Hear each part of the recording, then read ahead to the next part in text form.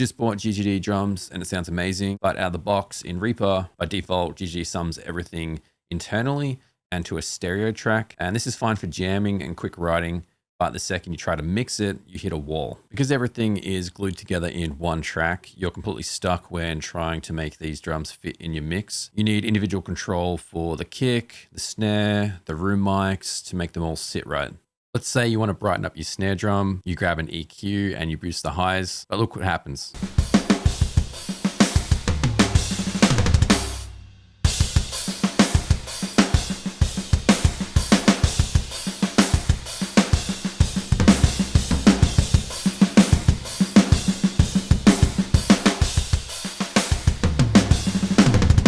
Adding this shelf adds brightness to the snare, but it also brings up harshness in the cymbals. And in the other mics here, if I wanted to boost the fundamental of the snare, it's also bringing up all the mud from the kick drum, the room mics, and it's just becoming unbalanced. I built a set of custom Reaper templates, both for Modern Massive 1 and One Kit Wonder Architects. They have full multi-out routing, colored tracks, and I've even labeled the MIDI note names on the default when it loads up, so you don't have to guess what the kick is or what the snare is or where a cymbal is. This is how it should look. You can see every single mic within the plugin is bussed out to its own track in Reaper.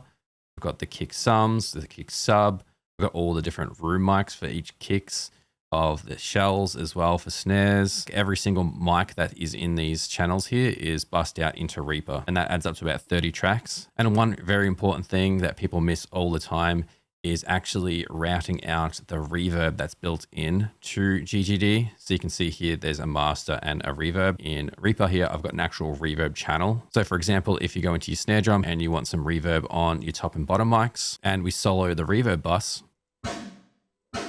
and now we just hear the reverb. So if we want to EQ that reverb or dial it in, we have a fader here within Reaper to control that. Now, building these templates takes about 30 minutes of tedious routing. If you want to skip that work, you can download my exact templates on my Patreon right now to save the time. Link is down below. But if you want to build this yourself, I'm going to show you how to set it up right now. Step one is you need to create a track in Reaper. Go to the effects and then load up the Kontakt player. Select your drum library, GGD. Depending on the version of Kontakt, you might need to click some settings to open up the routing. So they hide it, and each update they change it. But in the latest update here, you can click this button down the bottom, expand the sidebar to see instruments, and then you can click up here on the player tab. Then you'll see an option here where it says switch to classic view. And the latest update with Kontakt, they've changed this once again, but the current settings here is down the bottom to see the keyboard and to see the mixer. If this is your first time in Kontakt setting up any channels, you might only have a few channels like this where it says 1, 2, 3, and 4. So what you need to do is you need to plan how many channels that you want for your microphones. 4 channels isn't enough if we want to make, say, a kick bus with some individual mics of snares, toms, cymbals. So you click the plus icon under outputs. So we have a quantity, which is how many channels we're going to add. And then we have number of channels, which that just means if is it going to be a mono channel, or 2, which would be a stereo channel. We're going to make them all stereo channels. Even if they're mono sources, it's just going to sum in Reaper to a mono channel anyway. Now you can click this button to delete existing channels before creating new ones. So if we wanted to create one and clicked OK, now we only have 1 stereo channel.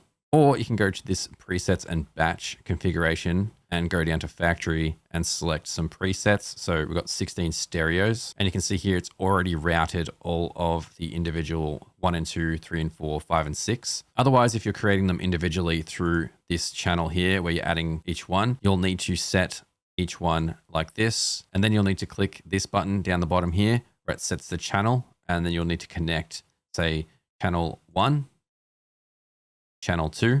Once you've added the channels that you want, you can see we added 3. It's already auto-populated channel 1 and 2, 3 and 4, and 5 and 6. So once you have all the channels planned out, what you need to do is name each one. So like I said, leave 1 and 2, which is the first stereo out, as reverb. Don't change that ever. Just leave that as reverb. And the reason for that is the parallel processing and reverb can't go to any other channel. So you want to leave it on channel 1 and just leave it there, where you can set any other drum to any other channel that you would like. Next, I'd start at the kick drum. So we select the kick drum and we can create a kick sum. We'll add a kick sub so we can control the low end of the kick. Then we'll have a snare top, snare bottom. We'll do a tom 1, tom 2, tom 3. And to make it simplified here, we'll just do a cymbals bus and a rooms bus. So once you have whatever channel groups that you want to sum them together, either the individual mics themselves, which you go through all of them like I have in my template, or you could just do some bus summing like this. The next step is to route them within GGD, the interface itself. You can see here, they're all routed to output 1 at the moment, and our name isn't actually reflected of what these names are. You can see they all say output 1. If we click on it, it doesn't have our names. What we need to do is we need to go up to the top here where there's an exclamation mark. And that is after we've renamed all of our channels in the outputs for Kontakt. See here, reverb, kick, sum, etc. You want to click this exclamation mark. So what that does is a soft reset for Kontakt. And now if we click on our buses here within GGD, we can see our names and our channels popping up. So by default, everything's routed to 1 and 2. That's why it says reverb. So we want to change that. We want to click and route them. So kick sum goes to kick sum, kick sub, obviously kick sub. All of our cymbals can go to a cymbal bus. All of our room mics can go to a room channel. And we're going to do this for every single drum instrument. So next will be snare. Snare top we separated, so we can go snare top, snare bottom.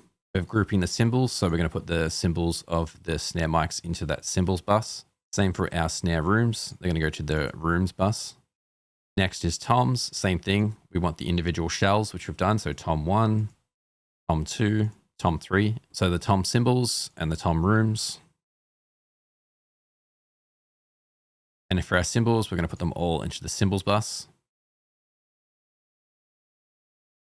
Except for the room cymbals. These cymbals are the room mics of the cymbals. So we're going to send them to the rooms channel. So now if we hit the drums, you can see we're getting no sound, but we can see sound in our Kontakt routing.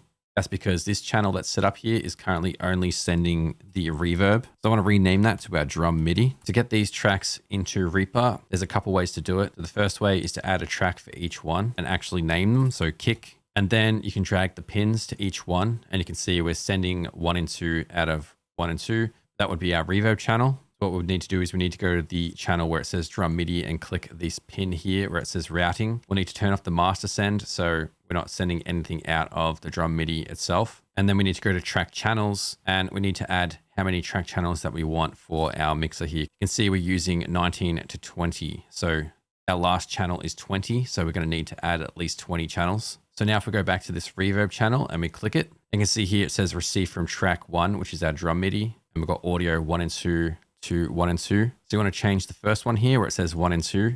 Go down, you can see you can choose mono sources, stereo. We want to set that to what our reverb is, which is 1 and 2, which is fine. We solo that track and hit the reverb, we just get the reverb. So we need to do that for every single drum group that we've made. So we drag the pin onto kick sum, click on the audio here at the start where it says 1 and 2, switch it to the next channel here where it says the next one. So our kick sum is 3 and 4. So we're going to change that to 3 and 4. Now, if we hit the kick, we just get that kick sum mic. That takes forever to do and is really annoying, but it's good to understand so you know if there's any routing issues, where to fix them. Another way you can do this is go where you've got Kontakt here.